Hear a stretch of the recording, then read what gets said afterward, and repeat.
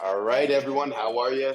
Today on the T and Mortgage Podcast, episode number 27, with John Coleman, we're going to talk all about bridging loans. Hey Norm, how are you keeping? 27, eh?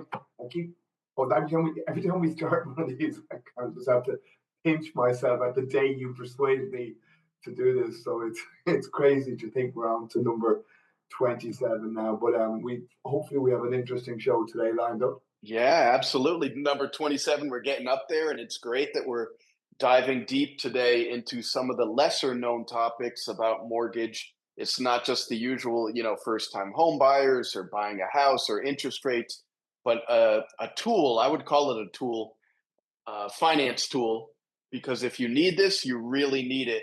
And there's not a lot of great knowledge about it. So today we're going to talk all about bridging loans. Yes, absolutely.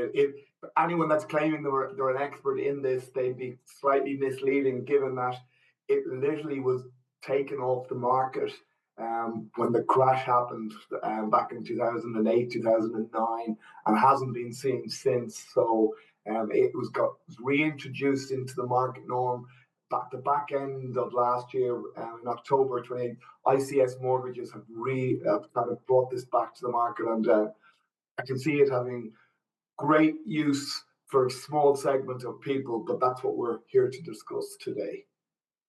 Yeah, absolutely. And like you said, it's something, a lot of loans went away and a lot of programs went away around 2008 in Ireland and the US.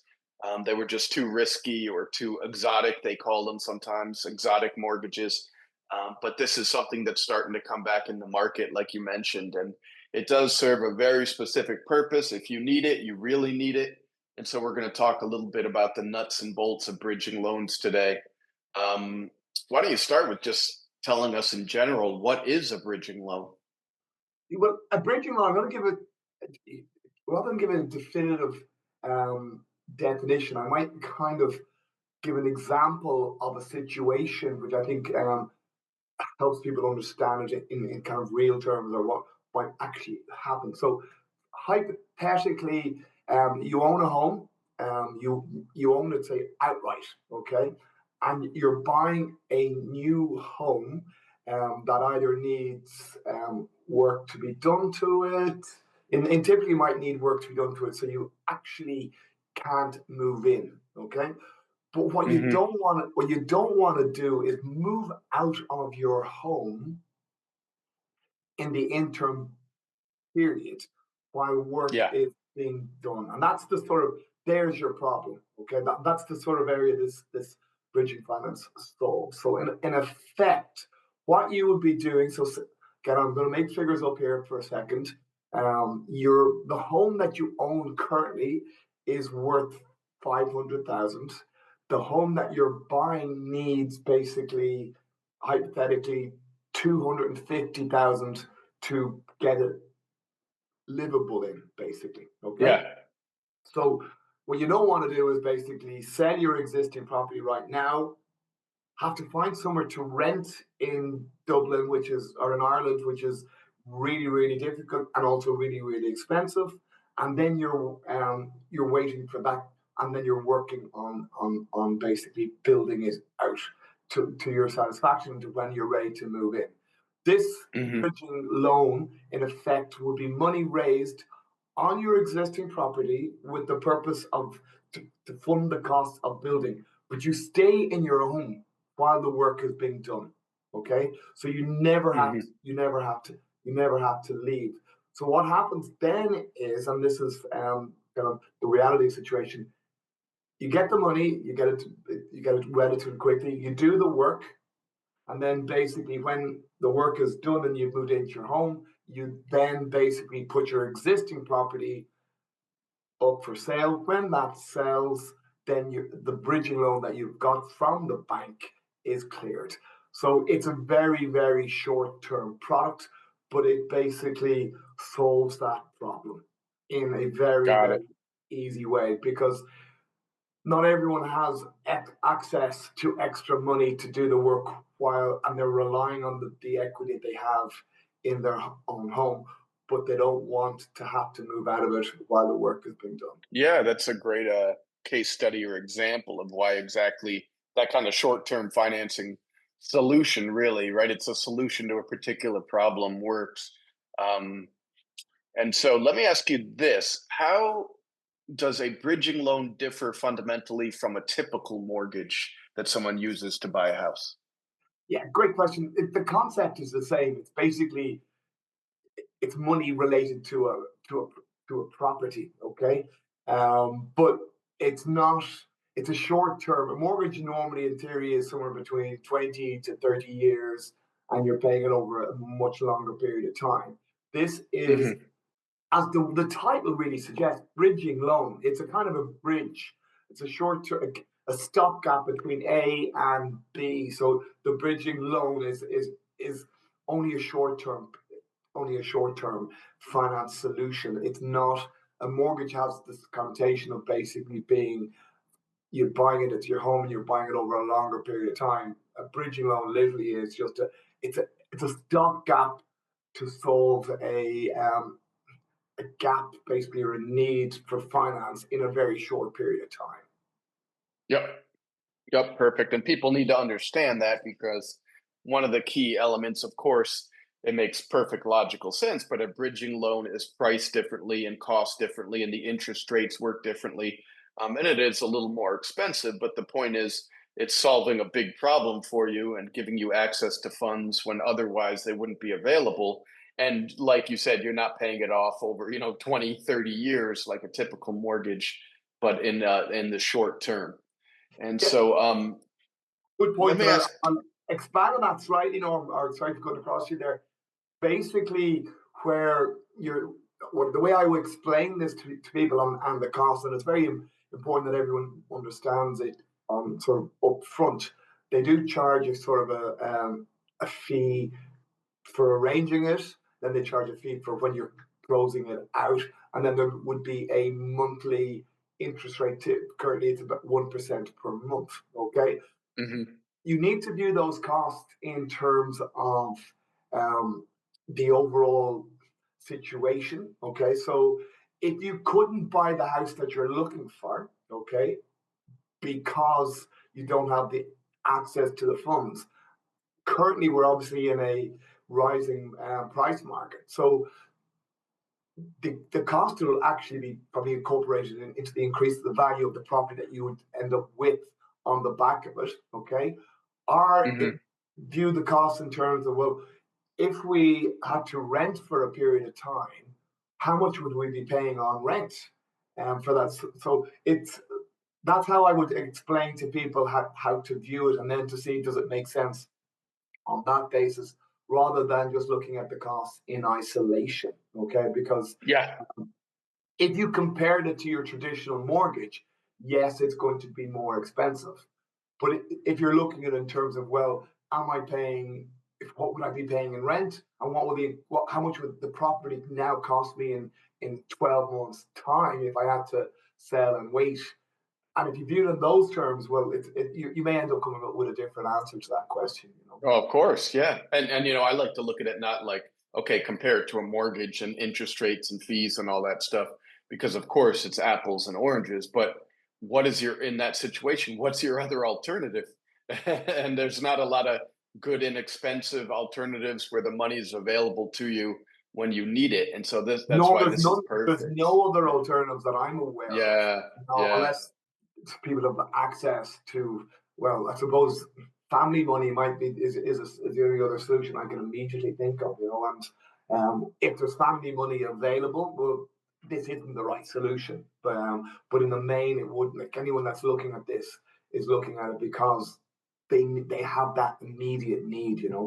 Yeah, and that's why it's such a big deal that this came back on the market. Like you said, John, it wasn't available after 2008, but just in October 2024, I believe it was, That's correct. Yeah. ICS Mortgages, yeah, ICS Mortgages there in Ireland, reintroduced their bridging loans. I guess it's a housing bridge loan product. And so they wanted to do that to ease some of the bottlenecks in the secondhand housing market and just for smoother transitions for those looking to change homes. So Yeah, it's they definitely a definitely good saw a tool. niche, to use an American term. They definitely saw a niche there, based on, like, it is back in the UK for some while, and the market there is pretty. There's a very substantial market there in the UK for this now. So they felt, based on the research they've done, that there was also a missing need here in Ireland, and I could personally back that up on the number of people that would have asked me in the last number of years, oh, is there access to bridging finance? And I just have to, was previously having to say, actually, sorry, there's not currently. And in that situation, there really wasn't a solution for people. And Yeah. it made things certainly more difficult. And it stopped, like you talked in terms of a sort of a grand looking at the scheme for it stopped people sort of the natural generation moving from one house to another and increasing the stockpile of houses for others. So it has created a bottleneck in the supply of property to, well, on the back of people not being able to, not having access to this. So Yeah. there is on a sort of an, okay, the bank are obviously doing this for their own commercial reasons, but the side product of it would be that it should help. And now it's too early to actually say this with absolute certainty, but it should help free up or bring more stock to the market, because anyone that couldn't have availed of this will just stay where they were, and their current property wouldn't be coming onto the market. Yeah, that's fantastic. So, also, how would someone? People probably have the question now. Listening to this, they're probably like, this can work for me." Where would they actually go, or how do they get a bridging loan there in Ireland? Well, they talk to me to start with. So, because ultimately, and I think I said this, anyone who's claiming to be an expert in this is going to be, so as I said, slightly misleading.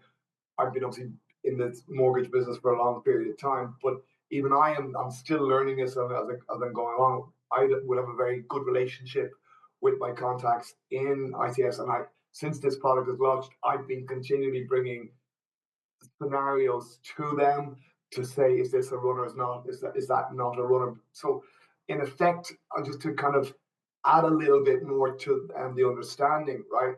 The the bank do protect themselves, right? They take a charge on the property you're going to sell, and they take a charge on the property that you're kind of buying in effect or are using to build. So they Yeah, they are they are protecting themselves on that on there that is collateral. Yeah, yeah, that and that. So that's where the similarities to the mortgage really is. It's the collateral is the property, okay, yeah, where everything else is slightly different because of the term. But that's where it comes from. Obviously, the bank then have their own set of criteria. Um, they have obviously properties that they're happy to take bridging loans on. So that's based on location, typically the main cities and any kind of rural areas with kind of populations of about 5,000. That would be their kind of their starting point. They're still bound by, as things stand, the central bank rules on mortgages, which is slightly out of line in my opinion, but it is what it is. And I think their conversations are being had. But in real terms, there needs to be a minimum salary there. It's yeah. 40,000, but there are other ways around it.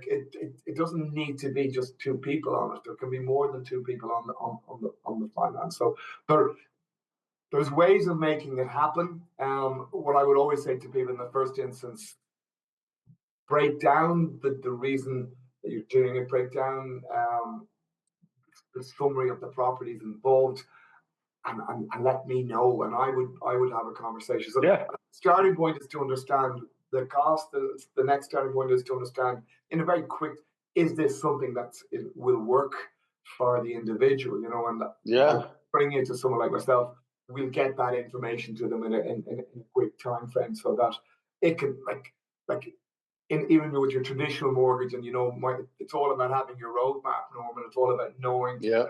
where Yeah. you stand at any point. So the quicker you arm yourself with good information, the better. Well, that's great. Yeah. And so for anyone listening, if they have questions about, what is a bridging loan, how to get a bridging loan in Ireland, best place to find a Right. bridging loan. ICS are the only show in town on this. Yeah. So Yeah. um, Yeah. they in fact, I like their innovative thinking.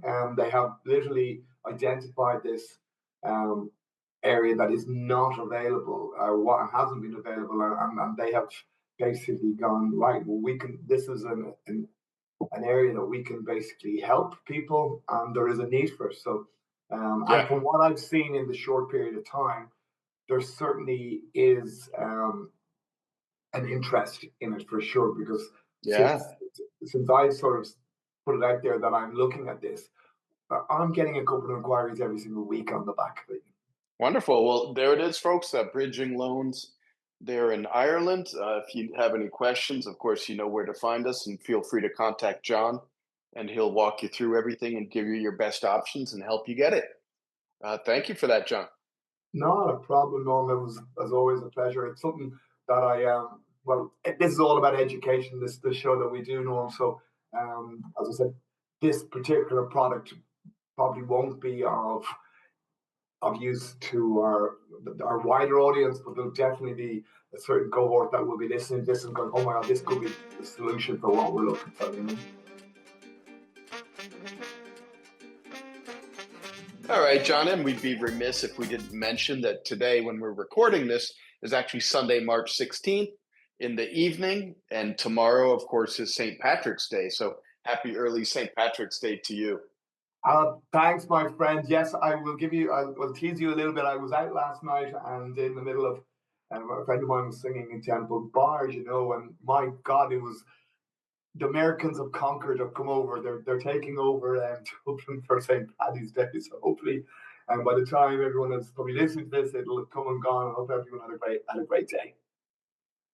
Yeah, hopefully the Americans won't ruin your St. Patrick's Day. Definitely. I know Not, it's a not a chance. huge holiday in the US for but mostly just an excuse to get out and have a pint and have a little bit of fun and wear green. So it could be worse.